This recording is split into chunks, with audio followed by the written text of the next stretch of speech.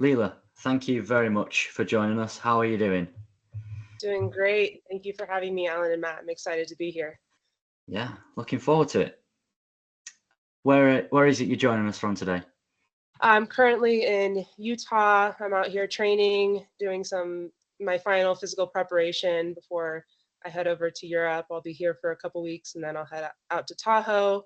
And then by the time October hits, pretty much move my whole life over to Europe for the race season.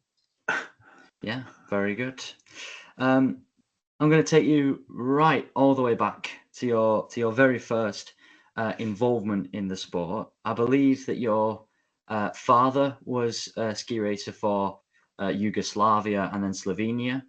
So, how big was his role in your development and your first involvement with alpine skiing? He definitely played a massive role in terms of just introducing me to the sport in a really organic way. It didn't even feel like I had to try to get into the sport or stay in the sport. He was always there, pushing me along, guiding me along, coaching me when he could. Him and my mom got me on skis when I was 2 years old at my local mountain, Diamond Peak. On Easter Day, it was actually quite fun. They put Easter eggs on the hill, and as a little kid, you see a shiny little object and you just go chase it. And that was actually how I learned how to ski.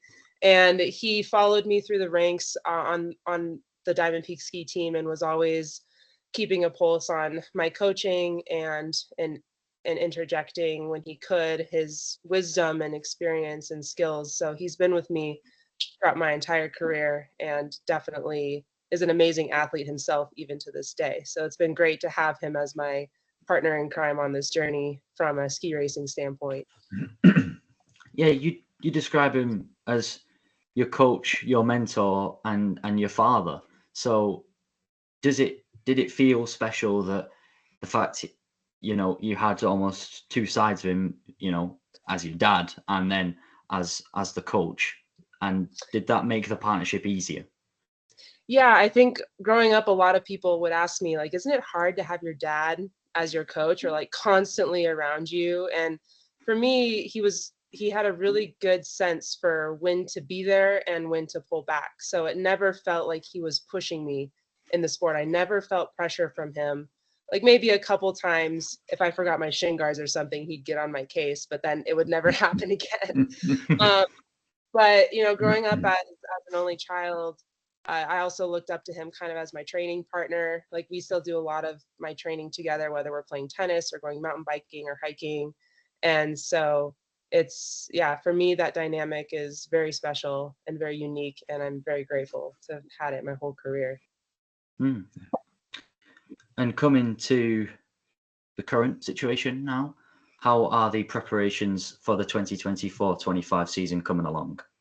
Yeah, they're going well. As you both know, I made a big switch this season, which I'm sure we'll talk about at some point in this podcast. But I just got Definitely. back. Yeah, I just got back from my first camp in Ushuaia in Argentina, and the conditions down there were amazing. Some of the best summer skiing that I've had in a very long time, since before COVID, probably. I hadn't traveled to the Southern Hemisphere in about 4 or 5 years, so it felt really relieving to be back in winter on winter snow for my summer preparation rather than just hitting the glaciers all summer long. And I felt really good on my skis. And so I'm excited to bring that feeling back into my time on snow in October, which is when I'll be back on snow. Hmm. Yeah, can I just take you back to something you were talking about before about your father? Yeah. Does it feel unique to be able to have your family with you when you're racing? And do you think it helps you to progress because you're not only is he your coach, but it means you've got some family watching you as well. So when he's watching you, he's probably your coach, but also he's probably proud of you as a father as well. Does that? Do you think that helps you a lot? Definitely. I would say there's a big emotional component that I'm happy to have with me when I have it, especially being an American athlete, being on the road for so many months at a time. It can get lonely or you can start to feel isolated, and you always have to put on a slightly different face professionally than when you're in your Yeah. safe environment with your parents, for example. And so when he's on the road, I feel like I can just relax a little bit more. We have a little bit of an ongoing joke that I don't know if you guys watch much horse racing, or if you've watched the Kentucky Derby or Preakness or Belmont, like these big horse races. But we were watching once and we noticed that the race horses always have a horse next to them as they're walking to the start gate. And it's kind of like their pony. And the reason that they have them is to keep the horse calm. And so we have a joke that when he's on the road with me, he's kind of like my pony. Like he's that other horse like walking by me, kind of keeping my emotional state calm and relaxed. And he's amazing to have at the start with me, especially at World Cups. And we just have we've come like created a full circle dynamic from when I was younger, racing as a junior athlete at local Tahoe League races to the World Cup. We have almost a very similar energy and dynamic with each other. So it definitely means a lot to have him as a father with me on the road as much as a coach. Yeah. Thank you. Yeah, very good. We know all about the family partnership, don't we? Oh, we do. Yeah. Yeah. Plus, it makes it more fun, right? You get to share the experience with someone close to you, and just makes a more enriching experience. Yeah. So when, excuse me, how do you look upon him when you're on the mountain? Is he your coach or is he your father? I mean, it's a pretty 50-50 split, because I have a coach that I hired to be with me, and he's very respectful that coach is the main communicator with me. So anything that my dad might see, his name's Voiko, it's kind of hard to pronounce, but anything Voiko might see on the hill, he usually filters it through whatever my coach is telling me to make sure he's not adding in more information or input unnecessarily. And so he's just a really helpful hand to have around, and he's really good at reading the surroundings and being helpful, or being there if I need to be a little bit more, I need to have a little bit more emotional space, or I would say it's pretty 50-50, but we are used to that relationship and it works really well.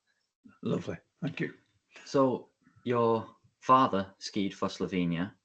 From now on, you will ski for Slovenia. It's been nearly 3 months now that since you decided to make the switch. But I want to know, why did you decide to make that switch now?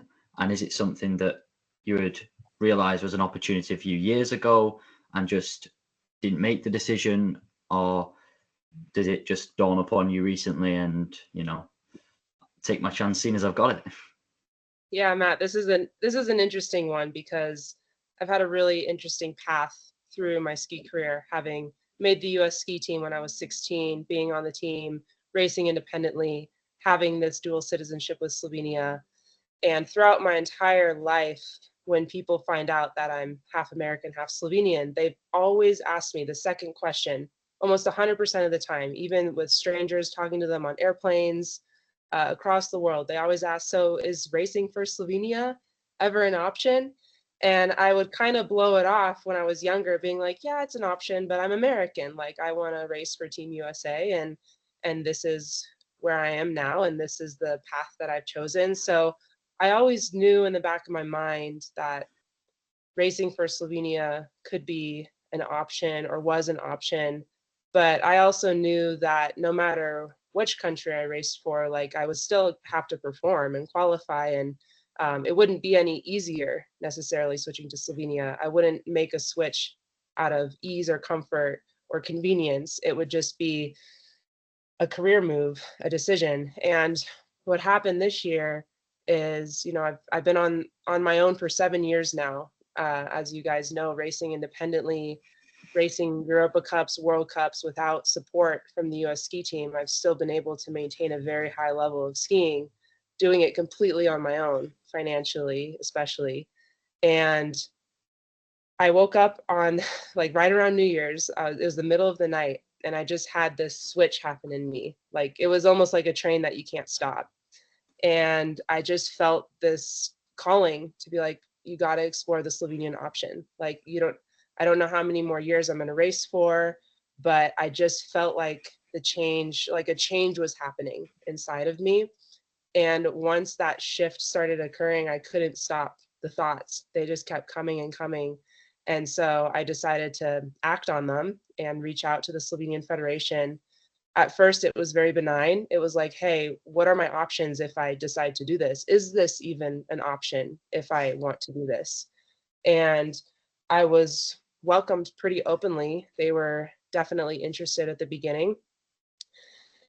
And so then I just kept following that path and that route, and eventually it led me, there were a lot of logistical things I had to figure out. I had to get lots of papers in order. I had to talk to the US ski team and get permission to leave and get an acceptance letter from Slovenia and make sure my passports were updated and everything.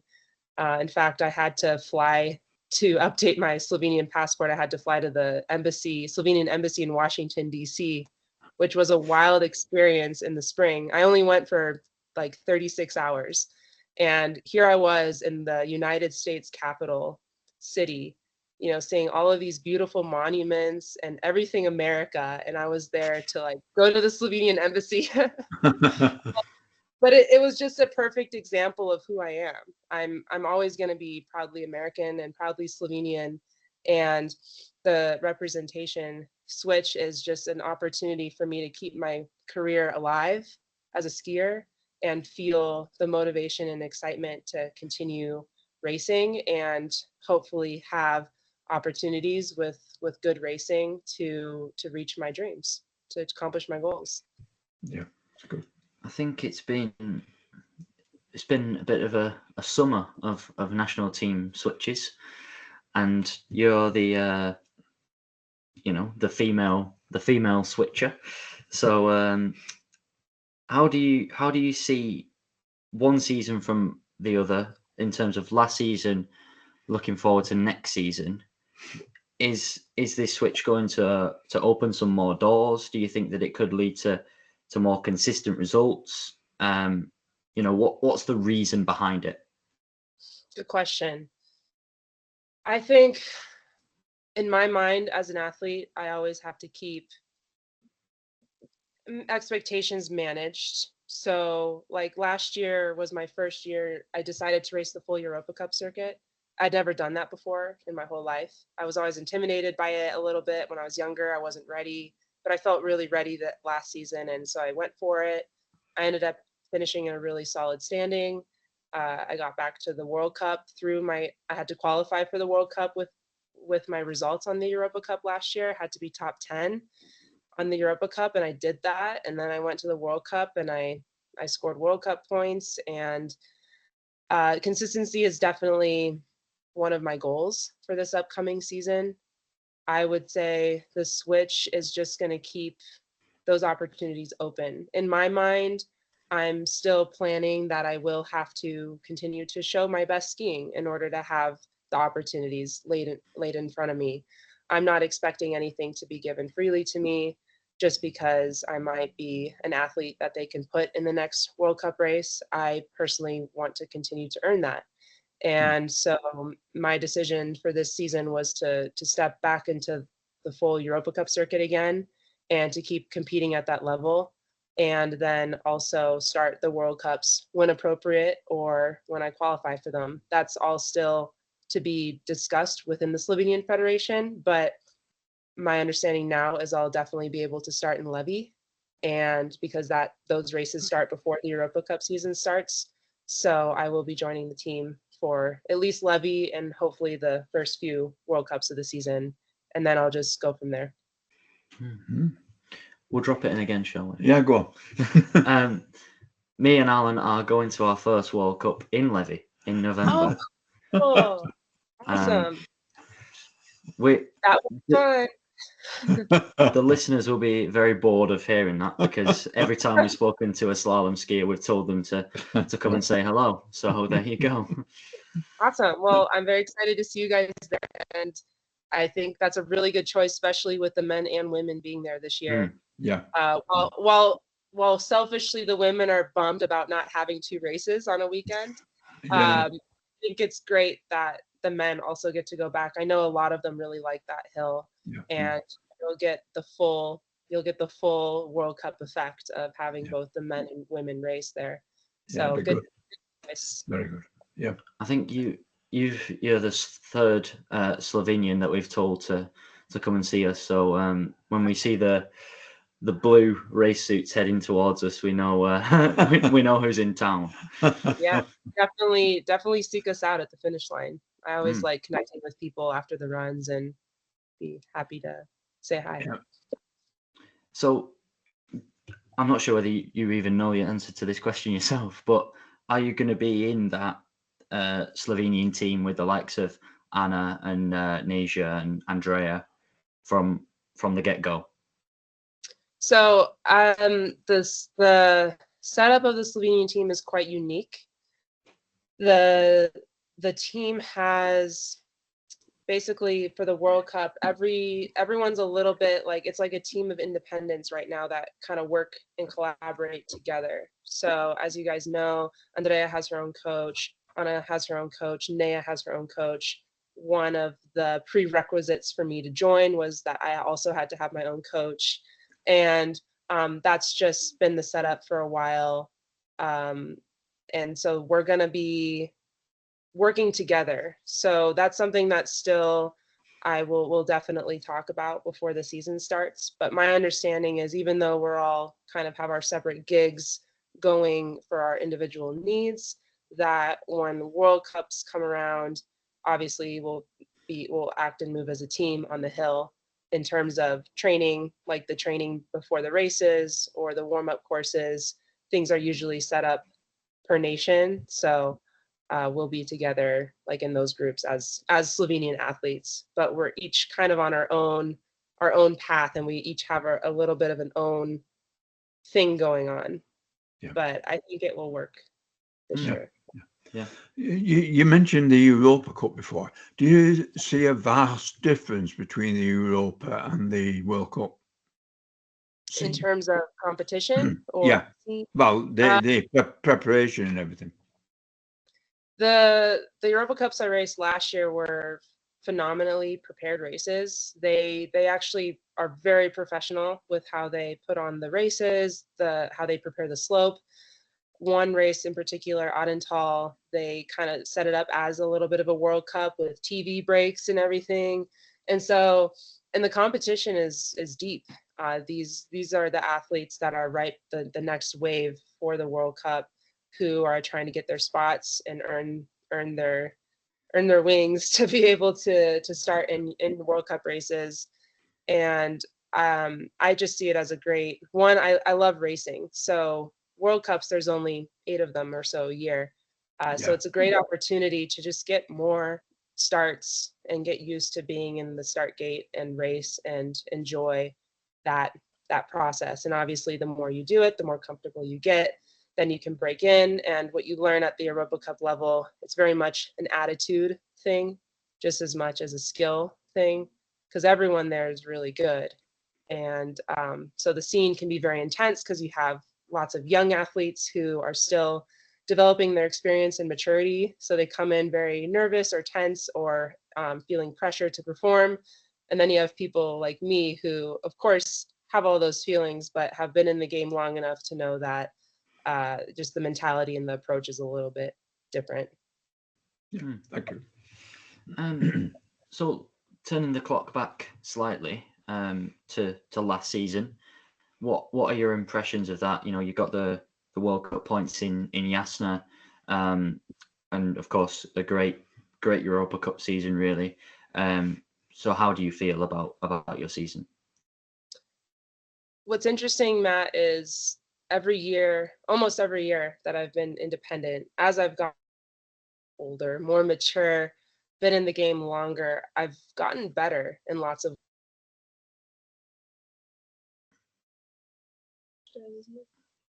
Okay, you're still there. Sorry.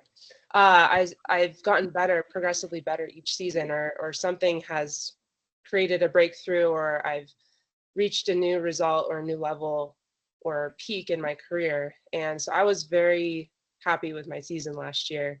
The only thing that didn't happen last year was I didn't lower my FIS points, because I was aiming to do that and show that on the Europa Cup, and I got very, very close, but even like a 4th place in a Europa Cup won't get you like those fist points. So, but at a certain point, it's not about the points. It's about like trying to ski your best and bring your results up closer and closer to the podium and to the wins.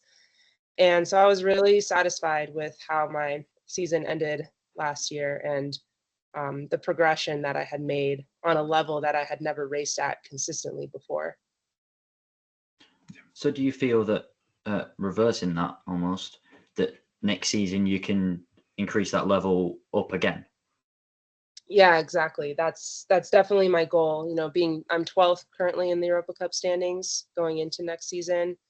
My goal for this season would be to hit podiums in the Europa Cup. And the cool thing about the Europa Cup is when you're skiing well in them, there's no false sense of confidence. It's real confidence. It's confidence that you can take into the next World Cup race and be like, I got this. I'm good enough to be here. I belong here. What I found racing so many years of NORAMs is that can fluctuate a lot. You can win a NORAM and still not feel ready to race a World Cup. And there's just something like confirmational about doing well on a Europa Cup that gives you a different sense of empowerment when you step onto a World Cup. So definitely next season, my goal would be to hit podiums on the Europa Cup, and then obviously create more consistency in the top 30 on the World Cup starts that I have. Very good. Yeah. And then sort of factoring in the World Championships, because they're on the horizon as well.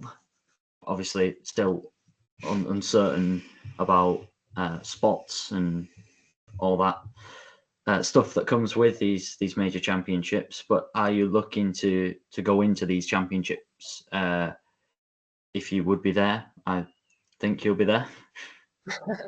Definitely, I would love to race at World Champs. That's another big goal of mine for this season. Way back in 2015, I was actually named to the World Championship team in Beaver Creek, but during that season, I had a long-standing back injury, and I had to make a decision to either get a bunch of injections and try to race, or take care of my health long term and not race. So at World Champs, I actually announced that I was going to take a step back and try to figure out the root cause of my injury rather than just masking it and pushing through the pain. Very unpopular opinion in sports at the highest level. I would say if it was maybe the Olympic race, I would have a very different mentality around it. But I just knew my body at that time, and I knew that if I was going to step into the gate at World Championships, I wanted to feel a lot better than how I was feeling, being barely able to walk. So I feel like I have a little of redemption to make with World Championships, having been named to a team and having to pull out at the last minute. I would love the opportunity to come full circle again with World Champs and make the team and then put my best effort down on race day, no matter what happens, being like, hey, I achieved this goal, and here I am 10 years later, I'm still in the game. I had no idea I'd still be in the game, but I'm here. Yeah. I believe in the World Championships, there's going to be a parallel slalom. What do you like them, or is it something you're not really used to? So parallel slalom, I've done a couple of them. We had a race when I was a little kid called the Diamond Cup, where we raced the parallel panel slalom. I'm kind of neutral about it. I would definitely want to practice it more, especially the starts. I think it's fun to have the head-to-head competition. I think it's really engaging for spectators. If I were in control, I would recommend a parallel slalom race with actual slalom gates. I did a fun event at Cochrane ski area in Vermont called it was called the Redneck Racing Slalom Showdown, and they actually put 2 slalom courses side by side to each other, and that was cool. And it actually opened up my eyes to like this would be a cool way to do it because it mitigates risk a little bit. Like slalom is an event we already ski, And so you're not like skiing a different radius than what you're used to. And the gates smacking down actually gives a very obvious visual representation of time difference between one athlete and another. So I always thought that would be a really cool event to have. Obviously, it would be focused more on slalom specialists, so it would take out the GS skiers. So that would be the only downside. But yeah, I'm neutral on the parallel. Yeah, I think it's more for the spectator rather than the athlete. Exactly. Yeah. Well, in the quickfire questions, I will ask what's one thing you would change about Fizz, and that is a very good suggestion. Yeah, I mean that would be one. Are we doing them now or later? If you want to do them now, you can make it a longer answer. That's fine. Well, if you have any more questions beforehand, we can hit them later. Yeah. Oh yeah, we'll wait. We'll wait then. Okay. So the suspense. Right. Yeah. I did want to ask about slalom because you started a cup 4 Europa Cup GSs, but is it a one discipline focus now, or was in the past? Did you look to try and incorporate giant slalom as well? Slalom became a one discipline focus out of timing and necessity more than actual desire. My childhood dream was always to win an Olympic GS gold medal. When I first made the team, GS was always my favorite event. And through COVID, especially when we had to just lock down and train more, I actually trained a lot more GS and Super G when I was over in Europe. And then when I came back to the States, for example, that year specifically, I raced US Nationals. And in the GS, I started 32nd and I ended up winning the race. So I knew that I had the GS movement in me, but you know, as time goes on, you have to make choices with what you have time to train for. And because of a couple injury setbacks and just the way my path unfolded, slalom, everything started to point in the direction of slalom. At the beginning, I really resisted it because I'm not particularly keen on being called a slalom specialist. And I would retort that I'm an all the slalom specialist. So slalom, giant slalom, which obviously excluded downhill, which I was, okay with because I didn't do a lot of downhill. But I've always been passionate about ski racing as a whole, and it was never a desire to specifically race slalom, although I am aware now that that is where my strength is, and that's where my best chances are of success and breaking through and gaining the consistency. But till the last day that I'm ski racing, I will firmly believe in my GS and Super G as well, no matter what happens.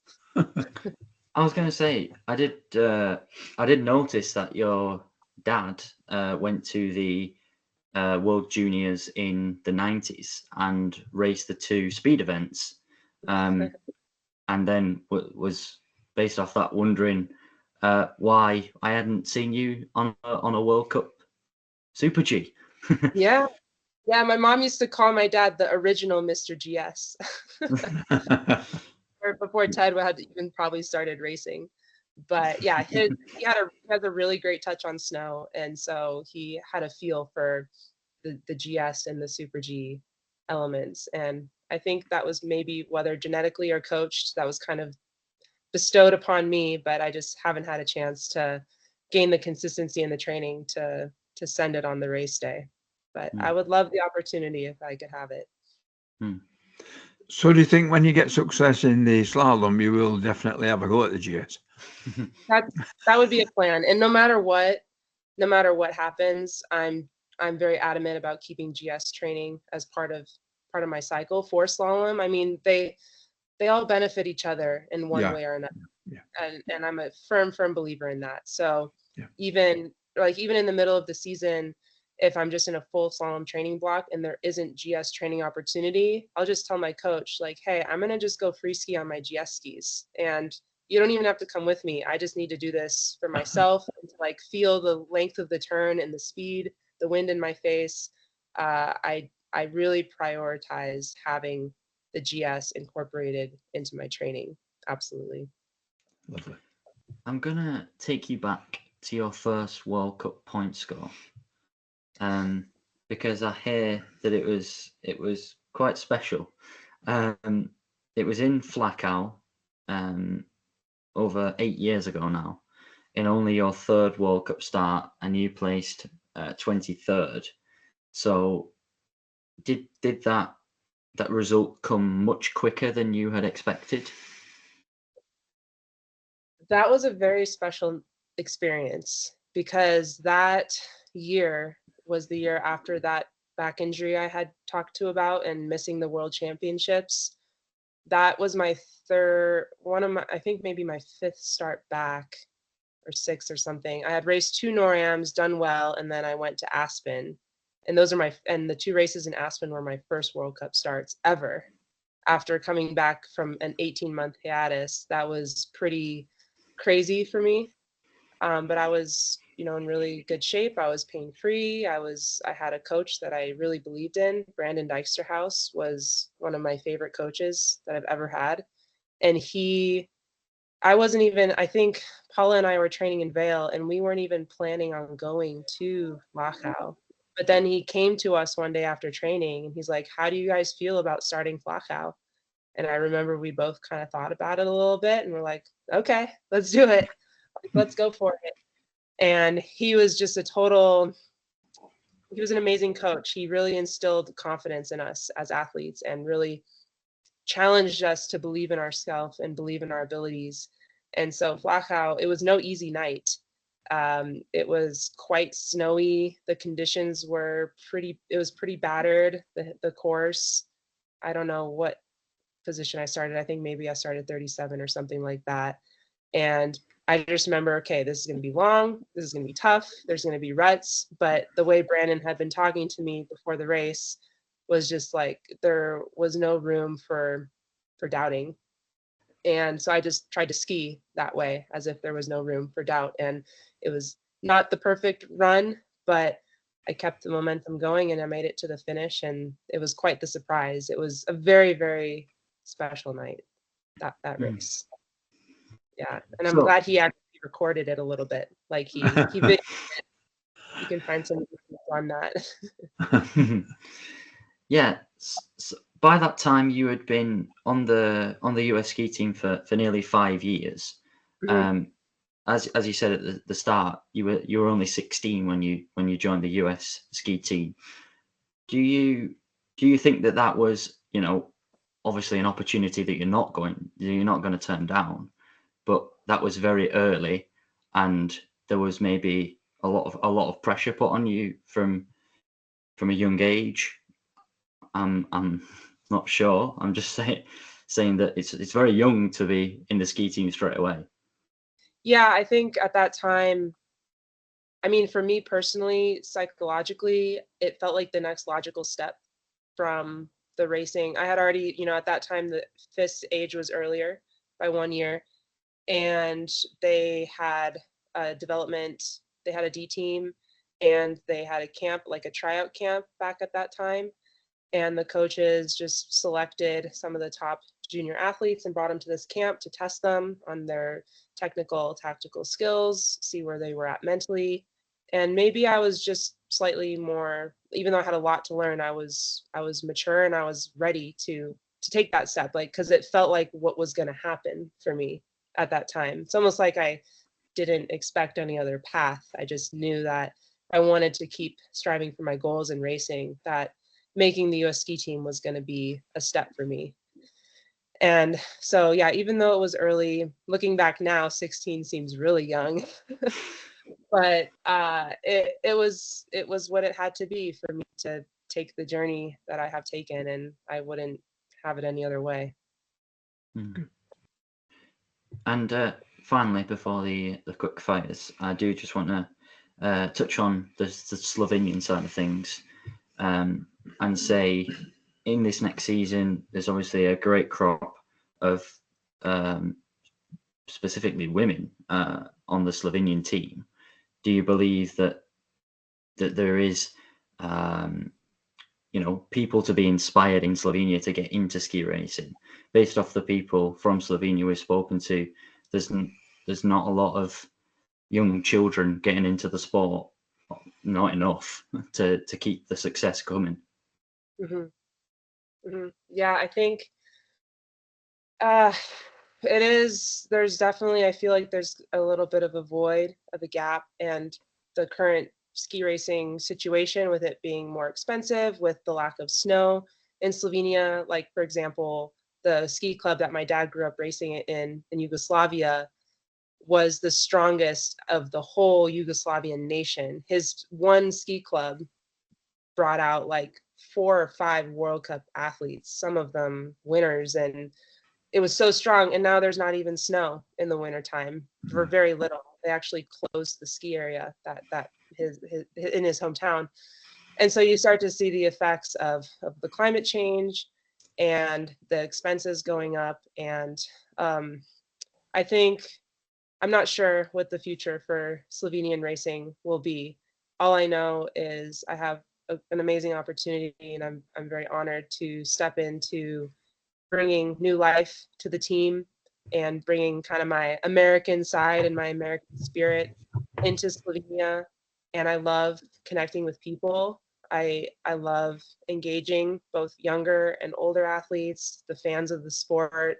I love talking to people, especially as long as I've been in the sport. I see the bigger picture of course I have my own personal goals that I still want to achieve, but they're not worth as much to me if I can't share the journey with the people in the sport, like both of you. And yeah, for sure, I've already talked to the local. I had to sign up with a ski club in Slovenia in order to get my Slovenian FIS license, and Ski Club Lida Dolica, and I've already talked to them and kind of opened the door of like, hey, you know, when it works out in the middle of the season, I'd love to meet the younger athletes, and maybe if there's an opportunity, we can go skiing together, or I can do a Q&A with them, or just introduce myself and hopefully inspire them. I always believe, like, even if it's just one person who remembers that I've done my job as an athlete and as a person. And yeah, I'm honored to be able to bring my experience and my personality to this country that I'm deeply passionate about.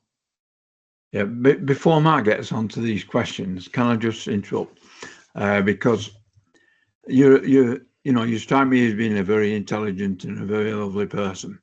And I was looking at your website this week, and something stuck in my mind, and I've written it down, and you said life is a gift. How you live it is a thank you note. I think that's fantastic, that. And it really stuck in my head, that, and I thought I must mention it because it's really nice, really nice. Yeah. And how right you are. Thank you. Yeah, that's one of my favorite quotes, and it's beautiful. It was the alphabet, wasn't it? I read through the whole lot, but that was the one. I kept going back to that one because I thought that means something, you know.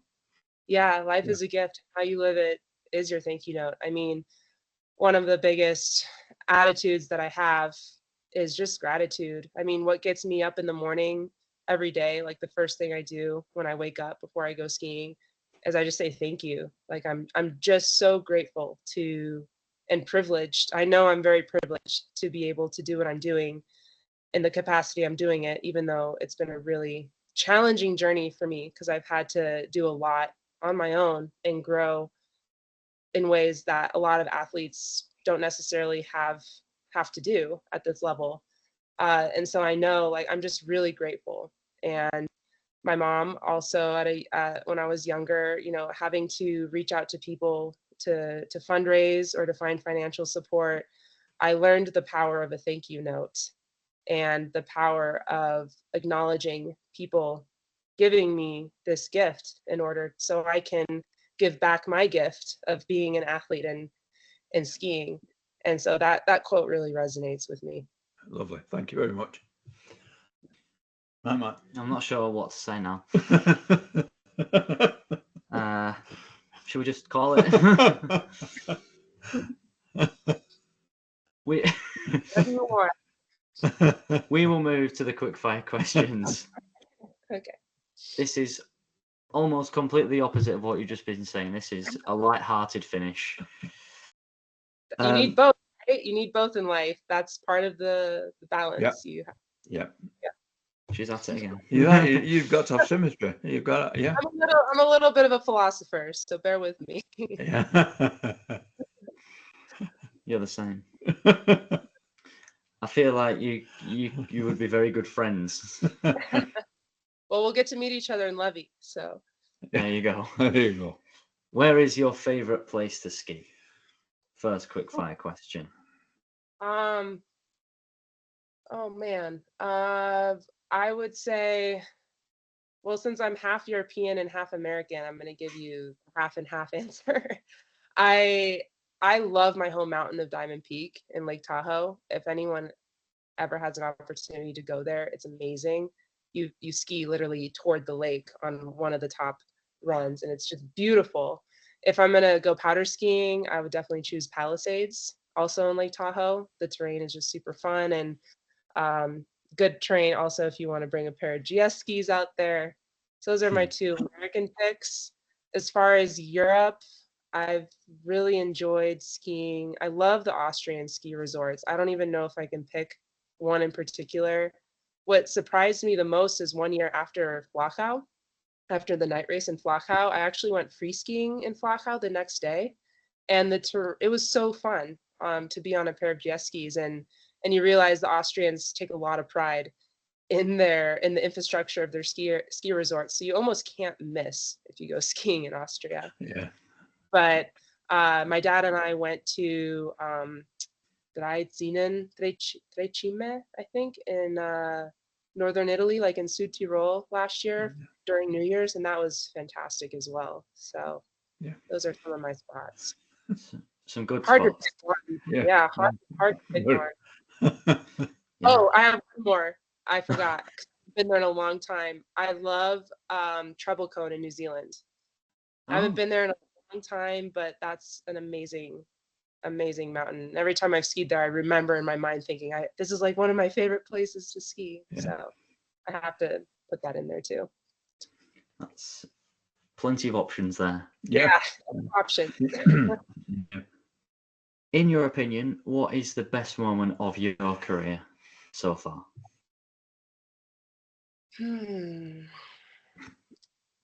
I would say, gosh, there's been so many. I would probably have to say my US National GS win, just because I was total underdog.